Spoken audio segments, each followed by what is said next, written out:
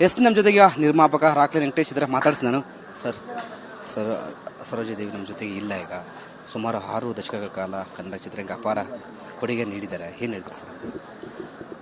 ಬರೀ ಕನ್ನಡ ಚಿತ್ರರಂಗ ಅಂದರೆ ತಪ್ಪಾಗುತ್ತೆ. ಅವರ ಹಿರಿಮೆ ತುಂಬ ದೊಡ್ಡದು, ಅವರ ಸಾಧನೆ ತುಂಬ ದೊಡ್ಡದು. ಇಡೀ ಭಾರತ ಚಿತ್ರರಂಗ ಎಲ್ಲ ಭಾಷೆಗಳಲ್ಲೂ ಮೇರು ನಟಿ, ಮಹಾನ್ ನಟಿ ಅನಿಸ್ಕೊಂಡವರು.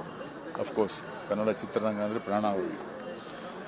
ಅವರ ಕನ್ನಡ ಚಿತ್ರರಂಗದಲ್ಲಿ ಎಂತೆಂಥ ಪಾತ್ರಗಳು ಮಾಡಿದ್ದಾರೆ, ಎಂತೆಂಥ ಚಿತ್ರಗಳು ಮಾಡಿದ್ದಾರೆ. ಒಬ್ಬ ನಟಿಯಾಗಿ ಅಲ್ಲದೆ ಇಂಥ ಮಹಾನ್, ಒಳ್ಳೆ ಮನಸ್ಸಿರುವಂಥ ಒಂದು ಮಹಾನ್ ಹೆಂಗಸು ಅಂಥ ಒಂದು ಸರೋಜಮ್ಮ ಇವತ್ತು ನಮಗಿಲ್ಲ. ನಾವು ಚಿತ್ರದುರ್ಗ ನೋಡಿದ್ರೆ ಅಮ್ಮನೇ ನೆನಪಾಗುತ್ತೆ. ಆ ಕಿತ್ತೂರು ರಾಣಿ ಚೆನ್ನಮ್ಮ ವೇಷದಲ್ಲಿ ಕಣ್ಮುಂದೆ ಈಗಾದರೂ ಹಾಗೆ ಬರುತ್ತೆ ಸರ್. ಅದೇ ಹೇಳ್ತಾ ಇದ್ದೀನಲ್ಲ, ಅವ್ರು ಮಾಡಿರುವಂಥ ಪಾತ್ರಗಳು ಇವತ್ತಿಗೂ ಅದನ್ನು ಯಾರು ಮುಟ್ಟಕ್ಕಾಗೋದಿಲ್ಲ. ಸೊ ಅವರ ಚಿತ್ರರಂಗದ ಅದೇ ಹೇಳ್ತಾ ಇದ್ದೀನಿ, ಪಾತ್ರ ಚಿತ್ರರಂಗ ಅನ್ನೋದಲ್ಲದೆ ಅವರ ಒಂದು ಮನಸ್ಸು, ಎಷ್ಟು ಒಳ್ಳೆ ಮನಸ್ಸು. ಎಲ್ಲರನ್ನೂ ಪ್ರೀತಿಸಿ, ಎಲ್ಲರನ್ನೂ ಪ್ರೀತಿಯಿಂದ ಮಾತಾಡ್ತಾ ಮಾರ್ಗದರ್ಶನ, ಒಬ್ಬ ಕಲಾವಿದರು ಹೆಂಗಿರಬೇಕು, ಹೆಂಗೆ ಬೆಳಿಬೇಕು, ಯಾವ ಥರ ಇರಬೇಕು, ಇವೆಲ್ಲನೂ ಎಷ್ಟು ಚೆನ್ನಾಗಿ ಅವ್ರನ್ನ ಎಲ್ರಿಗೂ ಬುದ್ಧಿಪಾಠ ಹೇಳ್ತಾ ಇದ್ದವರು. ಅಂಥ ಒಂದು ಸಂದರ್ಭದಲ್ಲಿ ನನ್ನ ಅವರ ಒಂದು ಒಡನಾಟ ಎಷ್ಟೋ ಸರಿ ನಾವೆಲ್ಲರೂ ತಿಂಗಳಿಗೆ 1 ಸರಿ 2 ಸರಿ ಮೀಟ್ ಮಾಡಬೇಕು. ಇಲ್ಲ ಅವಾಗ ಫೋನ್ ಮಾಡ್ತಾ ಇರ್ತಾರೆ.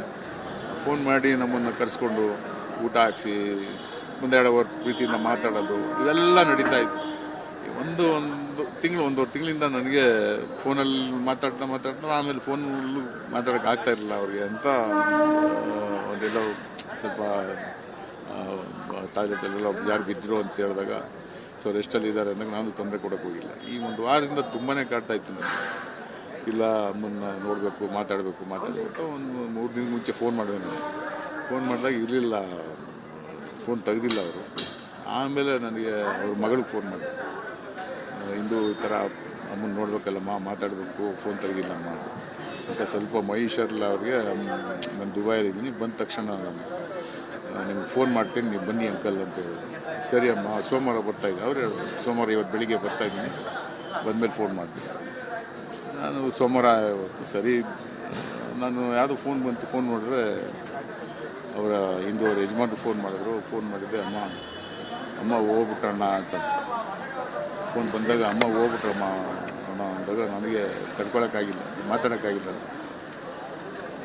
ಸರಿ, ಇವತ್ತು ಅವ್ರ ಜೊತೆಲಿ ಕೂತು 1-3-4 ಅವ್ರು ಮಾತಾಡಿ ಸಂತೋಷವಾಗಿದ್ದು ಹೋಗೋಣ ಅನ್ನೋ ಸಂದರ್ಭದಲ್ಲಿ ಇಂಥ ಒಂದು ಸುದ್ದಿ ನೋಡಿ ಕೇಳಿ. ಪ್ರತಿ ನಟ ನಟಿಯರು ಮಾದರಿ ಆಗಿದ್ರು. ಒಂದು ಕಡೆ ನಟ ಉಪೇಂದ್ರ ಸಹ ಹೇಳ್ತಿದ್ರು, ನಾ ಇವತ್ತು ಈ ಸ್ಥಾನಕ್ಕೆ ಬಂದರೆ ಇವರೇ ಕಾಣ, ತೀಡಿ ಹೇಳಿದ್ದಾರೆ, ಪ್ರತಿಯೊಂದು ಆ್ಯಕ್ಟಿ ಯಾವ ಥರ ಮಾಡ್ಬೇಕಂತ ತಿಳಿಸಿದ್ದಾರೆ. ಅವರಿಂದ ಕಲಿತು ತುಂಬ ಇದೆ. ನಿಜ, ಅದೇ ಹೇಳಿದ ಪ್ರತಿಯೊಬ್ಬರಿಗೂ ಅವರು ಯಾರಿಗೂ ನೋವಿದಾಗೆ, ಯಾರು ಮನಸ್ಸು ನೋಯಿಸಿದಾಗೆ, ಯಾರಿಗೆ ಎಷ್ಟು ಬುದ್ಧಿ ಹೇಳಿ ಆ ಒಂದು ನಟ ಆಗಲಿ, ನಿರ್ಮಾಪಕ ಆಗಲಿ, ಈ ಚಿತ್ರರಂಗದಲ್ಲಿ ಹೆಂಗೆ ತೊಡಗಿಸ್ಕೋಬೇಕು, ಯಾವ ರೀತಿ ಬೆಳಿಬೇಕು, ಚಿತ್ರರಂಗನ ಹೆಂಗೆ ಬೆಳೆಸಬೇಕು ಅನ್ನೋದನ್ನು ಅವ್ರದ್ದೇ ಆದಂಥ ಶೈಲಿಯಲ್ಲಿ ಅವ್ರು ಹೇಳೋದು. ಇದೆಲ್ಲ ಮುಂದಿನ ಜವಾಬ್ದಾರಿ ನಿಮ್ಮದು, ನೀವು ಬೆಳೆಸ್ಕೊಂಡು ಹೋಗ್ಬೇಕು ಅಂತ. ಸೊ ಆ ರೀತಿ ನಮ್ಮ ದುರಾದೃಷ್ಟ ಒಬ್ಬೊಬ್ಬ ಹಿರಿಯ ನಟರನ್ನ ಎಲ್ಲನೂ ಕಳ್ಕೊತಾ ಇದ್ದೀವಿ. ಪ್ರತಿಯೊಂದು ಕಾರ್ಯಕ್ರಮದಲ್ಲಿ ಹೋಗೋರು, ಡ್ಯಾನ್ಸ್ ಮಾಡೋರು, ಸಾಂಗ್ ಆಡೋರು, ಅದು ವಿಡಿಯೋ ಸಹ ನಾವು ಸಹ ನೋಡಿದ್ವಿ. ಅವ್ರು ಅದನ್ನೇ ಹೇಳ್ತೀನಲ್ಲ, ಅವ್ರಿಗೆ ಅಷ್ಟು ಏಜ್ ಆಗಿದೆ ಆಗಿದ್ರು ಅವರೆಲ್ಲರ ಜೊತೆನೂ ಬೆರೆತು ಮಾತಾಡ್ತಾ ಆ ಸಂದರ್ಭಕ್ಕೆ ತಕ್ಕನಾಗೆ ಎಲ್ಲರೂ ಖುಷಿಯಾಗಿ ಎಲ್ಲರೂ ಖುಷಿ ಪಡಿಸ್ತಾ ಇರೋರು. ಕನ್ನಡ ಚಿತ್ರರಂಗ ಎಷ್ಟು ಲಾಸ್ ಆಗ್ಬೋದು ಸರ್? ಯಾಕಂದರೆ ತುಂಬ ಹಿರಿಯ ನಟಿ, ಒಂದು ಕನ್ನಡ ಸ್ನೇಹಿ ಆಧಾರ ಸ್ತಂಭ ಆಗಿದ್ದರು. ಅದೇ ಕನ್ನಡ ಚಿತ್ರರಂಗಕ್ಕೆ ಒಂದು ಲಾಸ್ ಅನ್ನೋದಲ್ಲದೆ ನಮ್ಮ ಅಂದರೆ ಅವ್ರನ್ನ ಪ್ರೇಕ್ಷಕರು ಅಂದರೆ ಅವ್ರ ಫ್ಯಾನ್ಸ್ ಆಗ್ಬೋದು, ಇಡೀ ಭಾರತ ದೇಶದಲ್ಲಿ ಅವ್ರನ್ನ ಕಂಡ್ರೆ ಎಷ್ಟು ಅಚ್ಚುಮೆಚ್ಚು ಭಾಷೆಯಲ್ಲಿ ನಟನ ಜೈ ಅನ್ಸಿದೆ. ಅವರೆಲ್ಲರ ಮನಸ್ಸಿಗೂ ನೋವಾಗಿದೆ. ಇವತ್ತು ಕಳ್ಕೊಂಡಿರೋದು ಅಂತ ಒಂದು ಒಳ್ಳೆ ಮನಸ್ಸಿರೋ ಅಂಥ ಒಂದು ತಾಯಿನ ನಾವು ಕಳ್ಕೊಂಡ್ವಿ ಅನ್ನೋ ಅಷ್ಟು ಬೇಜಾರಾಗುತ್ತೆ. ಇದಿಷ್ಟು ನಿರ್ಮಾಪಕ ರಾಕ್ಲೆ ವೆಂಕಟೇಶ್ ಅವರ ಮಾತಾಗಿತ್ತು. ಕ್ಯಾಮ್ರಾ ಪರ್ಸನ್ ಮಂಜುನಾಥ್ ಜೊತೆ ವೀರೇಶ್, ರಿಪಬ್ಲಿಕ್ ಕನ್ನಡ, ಬೆಂಗಳೂರು. ನಮ್ಮ ಜೊತೆಗೆ ನಿರ್ಮಾಪಕ ರಾಕ್ಲೆ ವೆಂಕಟೇಶ್ ಇದ್ದಾರೆ, ಮಾತಾಡ್ಸಿ ನಾನು. ಸರೋಜಾದೇವಿ ನಮ್ಮ ಜೊತೆಗೆ ಇಲ್ಲ. ಈಗ ಸುಮಾರು 6 ದಶಕಗಳ ಕಾಲ ಕನ್ನಡ ಚಿತ್ರರಂಗ ಅಪಾರ ಕೊಡುಗೆ ನೀಡಿದ್ದಾರೆ. ಏನು ಹೇಳ್ತಾರೆ ಸರ್? ಬರೀ ಕನ್ನಡ ಚಿತ್ರರಂಗ ಅಂದರೆ ತಪ್ಪಾಗುತ್ತೆ. ಅವರ ಹಿರಿಮೆ ತುಂಬ ದೊಡ್ಡದು, ಅವರ ಸಾಧನೆ ತುಂಬ ದೊಡ್ಡದು. ಇಡೀ ಭಾರತ ಚಿತ್ರರಂಗ ಎಲ್ಲ ಭಾಷೆಗಳಲ್ಲೂ ಮೇರು ನಟಿ, ಮಹಾನ್ ನಟಿ ಅನಿಸ್ಕೊಂಡವರು. ಅಫ್ಕೋರ್ಸ್ ಕನ್ನಡ ಚಿತ್ರರಂಗ ಅಂದರೆ ಪ್ರಾಣ ಅವರಿಗೆ. ಅವರ ಕನ್ನಡ ಚಿತ್ರರಂಗದಲ್ಲಿ ಎಂತೆಂಥ ಪಾತ್ರಗಳು ಮಾಡಿದ್ದಾರೆ, ಎಂತೆಂಥ ಚಿತ್ರಗಳು ಮಾಡಿದ್ದಾರೆ. ಒಬ್ಬ ನಟಿಯಾಗಿ ಅಲ್ಲದೆ ಇಂಥ ಮಹಾನ್, ಒಳ್ಳೆ ಮನಸ್ಸಿರುವಂಥ ಒಂದು ಮಹಾನ್ ಹೆಂಗಸು ಅಂಥ ಒಂದು ಸರೋಜಮ್ಮ ಇವತ್ತು ನಮಗಿಲ್ಲ. ನಾವು ಚಿತ್ರದುರ್ಗ ನೋಡಿದ್ರೆ ಅಮ್ಮನೇ ನೆನಪಾಗುತ್ತೆ. ಆ ಕಿತ್ತೂರು ರಾಣಿ ಚೆನ್ನಮ್ಮ ವೇಷದಲ್ಲಿ ಕಣ್ಮುಂದೆ ಈಗಾದರೂ ಹಾಗೆ ಬರುತ್ತೆ ಸರ್. ಅದೇ ಹೇಳ್ತಾ ಇದ್ದೀನಲ್ಲ, ಅವ್ರು ಮಾಡಿರುವಂಥ ಪಾತ್ರಗಳು ಇವತ್ತಿಗೂ ಅದನ್ನು ಯಾರು ಮುಟ್ಟಕ್ಕಾಗೋದಿಲ್ಲ. ಸೊ ಅವರ ಚಿತ್ರರಂಗದ ಅದೇ ಹೇಳ್ತಾ ಇದ್ದೀನಿ, ಪಾತ್ರ ಚಿತ್ರರಂಗ ಅನ್ನೋದಲ್ಲದೆ ಅವರ ಒಂದು ಮನಸ್ಸು, ಎಷ್ಟು ಒಳ್ಳೆ ಮನಸ್ಸು. ಎಲ್ಲರನ್ನೂ ಪ್ರೀತಿಸಿ, ಎಲ್ಲರನ್ನೂ ಪ್ರೀತಿಯಿಂದ ಮಾತಾಡ್ತಾ ಮಾರ್ಗದರ್ಶನ, ಒಬ್ಬ ಕಲಾವಿದರು ಹೆಂಗಿರಬೇಕು, ಹೆಂಗೆ ಬೆಳಿಬೇಕು, ಯಾವ ಥರ ಇರಬೇಕು, ಇವೆಲ್ಲನೂ ಎಷ್ಟು ಚೆನ್ನಾಗಿ ಅವ್ರನ್ನ ಎಲ್ರಿಗೂ ಬುದ್ಧಿಪಾಠ ಹೇಳ್ತಾ ಇದ್ದವರು. ಅಂಥ ಒಂದು ಸಂದರ್ಭದಲ್ಲಿ ನನ್ನ ಅವರ ಒಂದು ಒಡನಾಟ ಎಷ್ಟೋ ಸರಿ ನಾವೆಲ್ಲರೂ ತಿಂಗಳಿಗೆ 1 ಸರಿ 2 ಸರಿ ಮೀಟ್ ಮಾಡಬೇಕು. ಇಲ್ಲ ಅವಾಗ ಫೋನ್ ಮಾಡ್ತಾ ಇರ್ತಾರೆ. ಫೋನ್ ಮಾಡಿ ನಮ್ಮನ್ನು ಕರೆಸ್ಕೊಂಡು ಊಟ ಹಾಕ್ಸಿ ಒಂದೆರಡು ಅವರ್ ಪ್ರೀತಿಯಿಂದ ಮಾತಾಡೋದು ಇವೆಲ್ಲ ನಡೀತಾ ಇತ್ತು. ಒಂದು ತಿಂಗಳು, 1.5 ತಿಂಗಳಿಂದ ನನಗೆ ಫೋನಲ್ಲಿ ಮಾತಾಡ್ತಾ ಆಮೇಲೆ ಫೋನಲ್ಲೂ ಮಾತಾಡೋಕೆ ಆಗ್ತಾ ಇರಲಿಲ್ಲ ಅವ್ರಿಗೆ ಅಂತ. ಒಂದೆಲ್ಲೋ ಸ್ವಲ್ಪ ಟಾಯ್ಲೆಟಲ್ಲೆಲ್ಲ ಯಾರು ಬಿದ್ದರು ಅಂತ ಹೇಳಿದಾಗ ಸೊ ರೆಸ್ಟಲ್ಲಿ ಇದ್ದಾರೆ ಅಂದಾಗ ನಾನು ತೊಂದರೆ ಕೊಡೋಕೆ ಹೋಗಿಲ್ಲ. ಈ 1 ವಾರದಿಂದ ತುಂಬಾ ಕಾಡ್ತಾ ಇತ್ತು ನನಗೆ. ಇಲ್ಲ ಅಮ್ಮನ್ನ ನೋಡಬೇಕು, ಮಾತಾಡಬೇಕು ಅಂತ ಒಂದು 3 ದಿನ ಮುಂಚೆ ಫೋನ್ ಮಾಡಿದೆ ನಾನು. ಫೋನ್ ಮಾಡಿದಾಗ ಇರಲಿಲ್ಲ, ಫೋನ್ ತೆಗೆದಿಲ್ಲ ಅವರು. ಆಮೇಲೆ ನನಗೆ ಅವ್ರ ಮಗಳಿಗೆ ಫೋನ್ ಮಾಡಿದೆ, ಇಂದು ಈ ಥರ ಅಮ್ಮನ ನೋಡ್ಬೇಕಲ್ಲಮ್ಮ, ಮಾತಾಡಬೇಕು, ಫೋನ್ ತೆಗೆದಿಲ್ಲಮ್ಮ ಅಂತ. ಸ್ವಲ್ಪ ಮಹೇಶರ್ಲ ಅವ್ರಿಗೆ ನಾನು ದುಬೈಲಿದ್ದೀನಿ, ಬಂದ ತಕ್ಷಣ ನಾನು ನಿಮ್ಗೆ ಫೋನ್ ಮಾಡ್ತೀನಿ, ನೀವು ಬನ್ನಿ ಅಂಕಲ್ ಅಂತ ಹೇಳಿದ್ರು. ಸರಿ ಅಮ್ಮ, ಸೋಮವಾರ ಬರ್ತಾಯಿದ್ದೆ. ಅವ್ರು ಹೇಳಿದ್ರು ಸೋಮವಾರ ಇವತ್ತು ಬೆಳಿಗ್ಗೆ ಬರ್ತಾಯಿದ್ದೀನಿ, ಬಂದಮೇಲೆ ಫೋನ್ ಮಾಡ್ತೀನಿ. ನಾನು ಸೋಮವಾರ ಸರಿ, ನಾನು ಯಾವುದೋ ಫೋನ್ ಬಂತು. ಫೋನ್ ನೋಡಿದ್ರೆ ಅವರ ಹಿಂದೂ ಅವ್ರ ಯಜಮಾನ್ರು ಫೋನ್ ಮಾಡಿದ್ರು. ಫೋನ್ ಮಾಡಿದ್ದೆ, ಅಮ್ಮ ಹೋಗ್ಬಿಟ್ರಣ್ಣ ಅಂತ.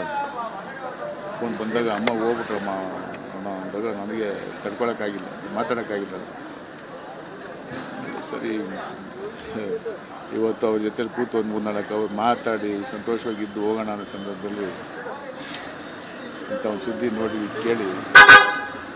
ಪ್ರತಿ ನಟ ನಟಿಯರು ಮಾದರಿ ಆಗಿದ್ರು. ಒಂದು ಕಡೆ ನಟ ಉಪೇಂದ್ರ ಸಹ ಹೇಳ್ತಿದ್ರು, ನಾ ಇವತ್ತು ಈ ಸ್ಥಾನಕ್ಕೆ ಬಂದರೆ ಇವರೇ ಕಾಣ, ತೀಡಿ ಹೇಳಿದ್ದಾರೆ. ಪ್ರತಿಯೊಂದು ಆ್ಯಕ್ಟಿ ಯಾವ ಥರ ಮಾಡ್ಬೇಕಂತ ತಿಳಿಸಿದ್ದಾರೆ.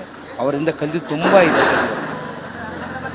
ನಿಜ, ಅದೇ ಹೇಳಿದ ಪ್ರತಿಯೊಬ್ಬರಿಗೂ ಅವರು ಯಾರಿಗೂ ನೋವಿದಾಗೆ, ಯಾರು ಮನಸ್ಸು ನೋವಿಸಿದಾಗೆ, ಯಾರಿಗೆ ಎಷ್ಟು ಬುದ್ಧಿ ಹೇಳಿ ಆ ಒಂದು ನಟ ಆಗಲಿ, ನಿರ್ಮಾಪಕ ಆಗಲಿ, ಈ ಚಿತ್ರರಂಗದಲ್ಲಿ ಹೆಂಗೆ ತೊಡಗಿಸ್ಕೋಬೇಕು, ಯಾವ ರೀತಿ ಬೆಳಿಬೇಕು, ಚಿತ್ರರಂಗನ ಹೆಂಗೆ ಬೆಳೆಸಬೇಕು ಅನ್ನೋದನ್ನು ಅವ್ರದ್ದೇ ಆದಂಥ ಶೈಲಿಯಲ್ಲಿ ಅವ್ರು ಹೇಳೋದು.